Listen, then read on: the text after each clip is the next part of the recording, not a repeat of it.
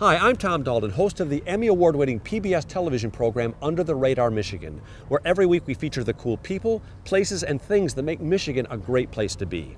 Now in May, the National Main Street Conference is going to be right here in the city of Detroit. And there's so much cool stuff happening in Detroit right now, you're not going to believe it. What, you don't believe it? Check this out.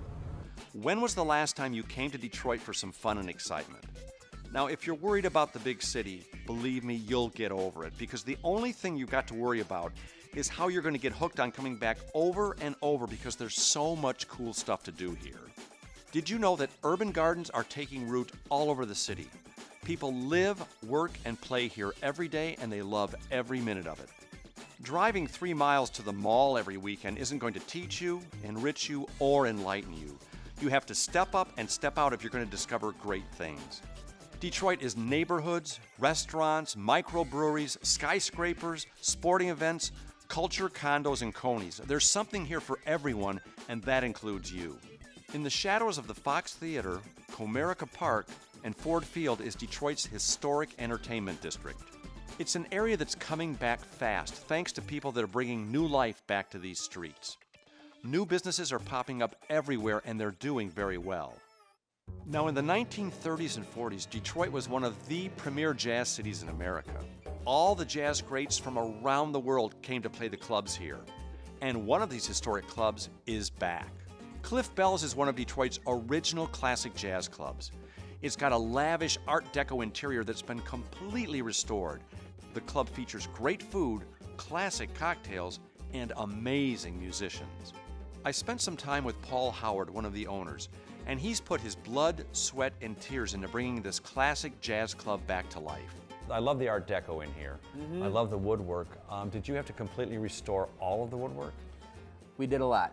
There's a lot of new wood in the bar. It's probably about half new. And in fact, the bar originally was shaped like a telephone. At the ends here, they came back just recently. We made the bar go all the way around. It seems to work a lot better. The original club was just these 2 bays that you see here. The back room was an addition, and originally the kitchen was there where the stage is. The stage is striking. That's the first thing you notice when you walk in is the stage. Tell me about that. The stage floor there is a herringbone maple. We did have to replace quite a bit of it. We did what we could to match. Now what about on the back wall of that? Is that a painted canvas? It's a painted canvas. It's new. I have a sister that's an artist in New Orleans, and she painted that for that location. Because it totally looks like something original, like that would have been here in the 30s or the 40s. Right. Have you noticed that since you've moved in here, it's changed the urban landscape in the area? We're not the first on the block.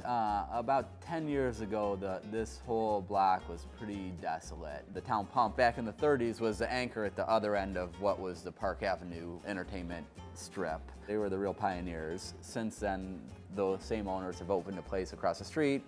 And then at this end, we opened, and the bar next door opened, the Park Bar. One thing that's kind of nice about Detroit is there is no real strip. There's a lot of little hidden away places, and if you know where to go, you can certainly have a good time. This place, I know, is now serving complete dinners. What kind of food do you guys serve? Classic American fare. We do frog legs, steak and eggs.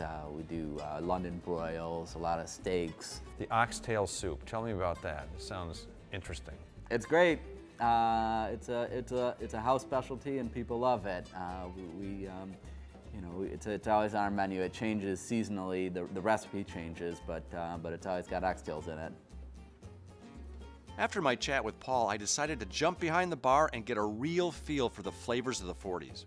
This is my new friend Lola, and she's going to show us what are some classic drinks from the 30s and 40s. There are many classic drinks. There's the Sazerac, Manhattans, Old Fashions, Sidecars.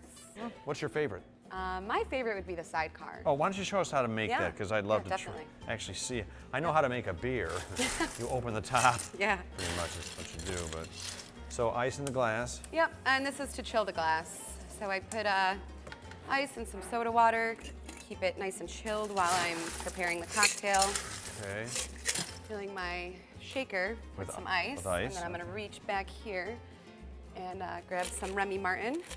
Remy Martin is a what? It's a cognac. Cognac. Okay. And then some Cointreau. Cointreau is orange liqueur? Yeah, orange liqueur, that's correct. Check out the big bit of brain on that. top. And then, See, cognac, orange liqueur, and this Yep. is a sidecar. This I is a remember reading sidecar. about this being huge in the 40s. yep, and I'm gonna be putting some simple syrup in there. Okay. Just a teaspoon. And then I'm going to squeeze some fresh lemon into the drink. And I use a strainer to catch any pulp or seeds that may come out of the lemon. Okay. And I use half of a lemon. Is this considered a ladies' drink, or is this You something know, I I could see drink? men and ladies both drink this, and that's why it's a great drink because, you know, it's not considered a masculine or a harsh or, you I have know. to ask because of my reputation. Right, So. it's very important. Right. And I'm gonna shake that. I wonder if Remy Martin's a person. Oh well. We don't want to overdo it now. All right.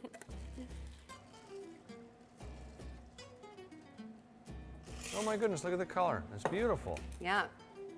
Then I'm gonna finish it with a nice lemon twist. How festive. Yep. Take this. Get some of the lemon extract out. And ta-da. That's absolutely awesome. This is a sidecar. Thank you, Lola. You're welcome. I shall enjoy it, My pleasure. but not on camera. In the evening is when the magic really happens at Cliff Bells. The lights go down, the energy goes up, and suddenly you're transported back to a time when jazz was king and elegance was everything. The night we went featured a band called the Hot Club of Detroit.